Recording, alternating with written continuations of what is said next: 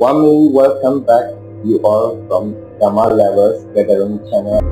မင်္ဂလာပါတရားချစ်သူများတွေ့ဆုံရန်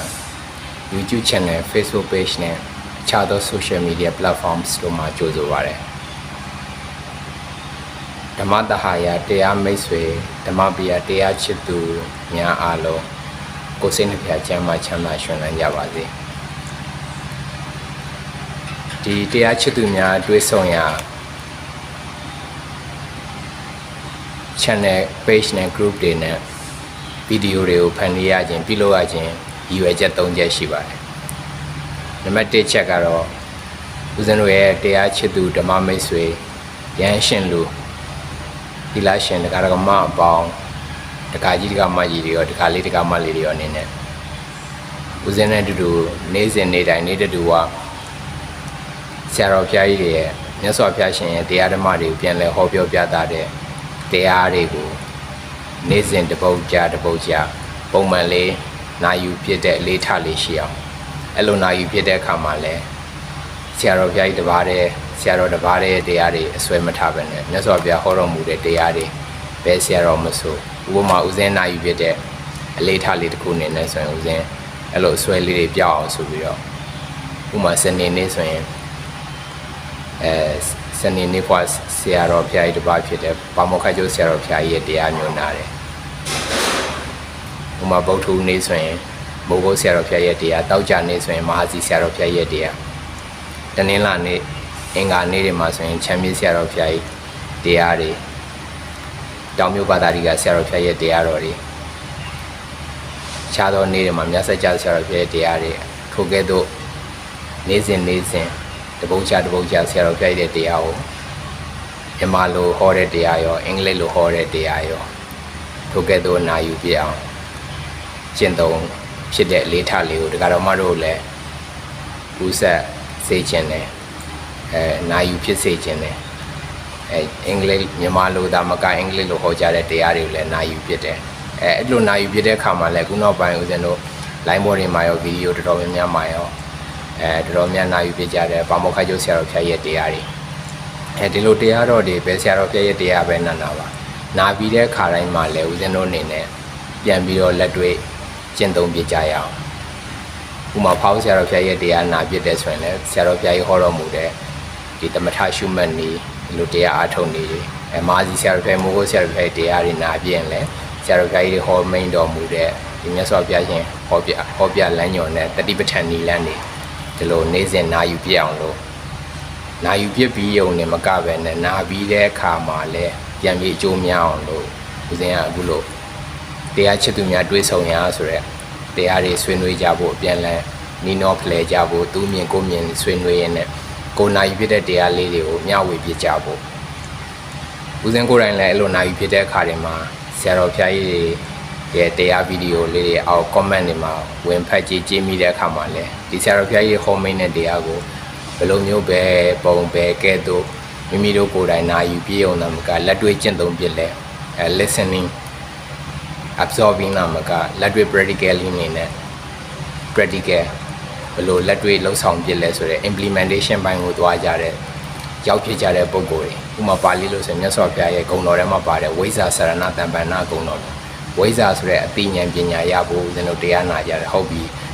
ဒီလောက်နဲ့မပြီးပဲနဲ့ဝိဇ္ဇာမှဒီစရဏဆိုတဲ့အကျင့်တရားစီထိရောက်သွားနိုင်အောင်လို့လက်တွေ့လည်းရောက်ပြကြအောင်လို့ဦးဇင်းတို့နာတဲ့အတိုင်းလက်တွေ့ကျင့်ကြံကြိုးစားအားထုတ်ကြတယ်ကျင့်သုံးပြကြတယ်လက်တွေ့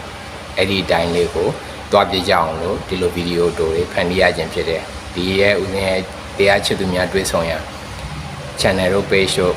group တွေကနေတက်လာမဲ့ဗီဒီယိုတွေမှာဆိုရင်လည်းဦးဇင်းတို့တစ်နေ့တစ်ပုတ်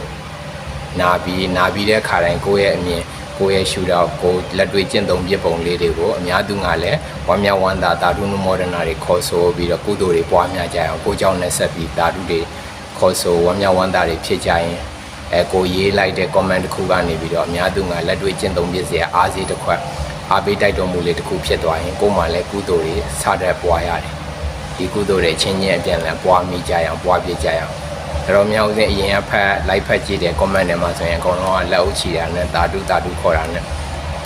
ဒီလောက်လေးနဲ့တင်ခီးမဆုံးကြပဲနဲ့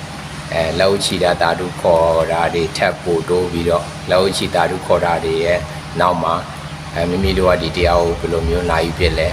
ဒီတရားပေါ်မှာဒီတရားရဲ့အနည်းချုပ်ကတော့မြတ်စွာဘုရားရှင်ဟောတရားဆရာတော်ဘုရားကြီးဟောမိန်တဲ့တရားကဒါ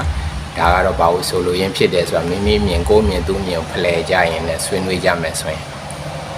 ဒါအင်မတန်ကောင်းမွန်တဲ့အလေးထားတစ်ခုဖြစ်လာမှာပါအခြားသောမကောင်းတဲ့စကားတွေမကောင်းတဲ့အတင်းဖြစ်နေမကောင်းတဲ့အညီဟောက်သတင်းစကားတွေပြောနေဆွေးနွေးကြမယ်အစားဒီလိုကောင်းမွန်တဲ့တရားဓမ္မစကားလေးတွေနဲ့ပြန်လည်ဆွေးနွေးပြန်လည်နှီးနှောဖလှယ်ပြောပြကြရင်အင်မတန်ကိုမင်္ဂလာရှိကျက်တည်ရှိပြီးတော့ကုသိုလ်တွေထပ်ပွားမိကြမယ်ဆိုရင်ဒါနှလုံးစိတ်ဝင်အေးချမ်းမှုလေးတွေခိတ္တခဏဖြစ်ရကြမယ်ဆိုရင်ကိုယ်စိတ်နှပြကျမ်းမာပြီးအသက်ရှည်ကျမ်းမာစိတ်ချမ်းသာကောင်းတဲ့ကုသိုလ်တွေလည်းများစွာပြုပြကြမှာပါနောက်တမလွန်လောကမှာလည်းကောင်းတဲ့ကောင်းရာသူကတိတွေလည်းလာကြမှာဒါဥစဉ်ခုနပြောတဲ့ဒီ channel တွေဗီဒီယိုတွေဖြစ်လာရင်ရည်ရွယ်ချက်၃ခုမှာနံပါတ်1ကပုံမှန်နေ့စဉ်တရားတစ်ပုဒ်စီအလဲကျဆရာတော်ကြီးတွေအစွဲမထားပဲနဲ့နာပြကြဖို့ပေါ့ဒါနောက်ပိုင်းဆိုရင်တော့ကိုနာတာများလာရင်တပတ်ကိုတစ်ပါးကြတစ်ပုဒ်ကြဥမာအင်္ဂလိပ်ရောမြန်မာရောနှစ်ပုဒ်နာတယ်ဆိုရင်လည်းတပတ်ဆိုရင်14ပါးပေါ့ဆရာတော်ဒါမှမဟုတ်လည်း9ပါးအနည်းဆုံးပေါ့ဒီလိုဆရာတော်ကြီးတွေတရားတွေနာပြီးလို့ရှိရင်ကိုကြိုက်ဆုံးကိုနဲ့နားတွေ့တဲ့ဒီပုဂ္ဂိုလ်ခင်မပုဂ္ဂိုလ်မင်းမတရားခင်တယ်ပုဂ္ဂိုလ်ခင်မတရားမင်းတယ်ဆိုသလိုပဲဒါမိမိတို့ရဲ့အကြိုက်နဲ့သက်ဆုံးမိမိတို့နားလေးနိုင်စွမ်းတဲ့တန်တဲ့ဆရာတော်ဘုရားကြီးတွေတော့အကျဉ်းမြင်ထွက်လာမှာပေါ့လေနောက်ဆုံးတော့ပုံမှန်အဲ့လိုလေးထက်ကနာသွားလို့ရတာပေါ့အဲ့ဒါလေးကိုဦးဇင်းထူတိုက်တွန်းညင်တာကြောင့်နေ့စဉ်ပုံမှန်တစ်ပုဒ်စီနာပြဖို့နံပါတ်1ရည်ရွယ်ချက်နံပါတ်2ရည်ရွယ်ချက်နာပြီးသည့်အတိုင်းမိမိတို့ကုသိုလ်တွေစားတတ်ပွားကြရအောင်မိမိတို့ရဲ့အကျင့်စရဏထိသွားဖို့ဝိဇ္ဇာအတိမတိအကျင့်စရဏသွားဖို့ဝိဇ္ဇာစရဏတံပန္နမြတ်စွာဘုရားရဲ့ဂုဏ်တော်ကျေးဇူးတော်ပူဇော်တဲ့အနေနဲ့မိမိတို့လက်တွေ့ကျင့်သုံးပြဖို့အဲ့လိုနာပြချက်တည်ထားကြတဲ့ဟာကို comment တွေမှာပြန်များဝေခြင်းပြီးရင်ခြားသောမိမိတို့ရဲ့မိသားစုဆွေမျိုးမိတ်ဆွေဓမ္မမိတ်ဆွေတငယ်ချင်းတွေခြားသောဒီကုံမောင်နှမတွေပြန်ပြီးစားတတ်ပွားပြီးတော့ပြန်ပြီး sharing လုပ်ကြမယ်ချင်းဖလှယ်ကြမယ်ဆိုရင်အင်မတန်ကောင်းမွန်တယ်အဲ့ဒါလေးတစ်ချက်ပေါ့နော်ဒီလိုရည်ရွယ်ချက်၃ချက်တွေကြောင့်ဒီ channel တွေဒီ video ဖြစ်ပေါ်လာရခြင်းဖြစ်ပါတယ်ခြားသောတရားမျှဝေကြတဲ့တရား channel တွေvideo တွေလည်းများစွာရှိပါတယ်ထို့များစွာသော video တွေ channel တွေမှာတရားတွေနာပြတ်တိုင်းနဲ့အခုလိုအကျင့်လေးကောင်းမွန်တဲ့အချင်းလေးတွေလက်တွေ့ကျင့်သုံးပြကြရင်ဒါဓမ္မမိတ်ဆွေဓမ္မတဟာယဓမ္မမိတ်ဆွေတရားချစ်သူတွေအားလုံးအစစရဲ့ကိုယ်စိတ်နှပြပြည့်စုံကျမ်းမာချမ်းသာမှုဒါလောကီလောကုနှစ်ဖြာသောပညာဉာဏ်တွေစတဲ့ကြီးပွားတိုးတက်မှုအောင်မြင်မှုတွေရပြီးတော့အဆုံးချင်းကာလဘဝမှာမဉ္ဇဉ်ပူဉ္ဇဉ်နိဗ္ဗာန်ချမ်းသာကိုလည်းဤဘဝဤခန္ဓာဤသာသနာမှာပဲရနိုင်တယ်လို့မဝေးသောနာဂဘဝတန်တရားမှာလည်းလင်းမြန်ချောစွာရနိုင်ရဲ့ပေတကားပိနိုင်ကြတဲ့အရိယနွယ်အရိယနွယ်လောင်ခေတ္တနာတွင်ခေတ္တဝိသကအကြောင်းမှနဲ့ခြားသောအရိယသူတော်စင်ဆရာတော်ဖျားကြီးတို့ကဲ့သို့ကျင့်နိုင်ကြိုးစားအားထုတ်နိုင်ကြတဲ့အရိယနွယ်ဝင်အရိယနွယ်လောင်သူတော်စင်သူတော်ကောင်းမိသားစုတွေသူတော်စင်သူတော်ကောင်းပုဂ္ဂိုလ်တူပုဂ္ဂိုလ်မြတ်တွေဖြစ်နိုင်ကြပါစေကုန်သတည်းဖြစ်အောင်ကြိုးစားအားထုတ်နိုင်ကြပါစေဒီဗီဒီယိုအစဆုံးကြည့်ပေးကြတဲ့ဓမ္မမိတ်ဆွေတူတယောက်ချင်းစီဓမ္မတဟာယဓမ္မပိယတရားချစ်သူပုဂ္ဂိုလ်တူချင်းစီအားလုံးကိုအထူးပဲလေးလေးနက်နက်ဝမ်းမြောက်ဝမ်းသာတာတို့ခေါ်ဆိုပါတယ်တာတုကျေးဇူးထူးတင်ပြီးတော့နောက်ထပ်ဗီဒီယိုတွေမှာလည်းထပ်ပြီးတွေ့ကြရင်လည်းတရားကုသိုလ်တွေထပ်မျှဝေကြမယ်တရားချစ်သူဖြစ်ကြပါစေတရားချစ်သူတွေဆက်လက်တွေ့ဆုံကြပါစို့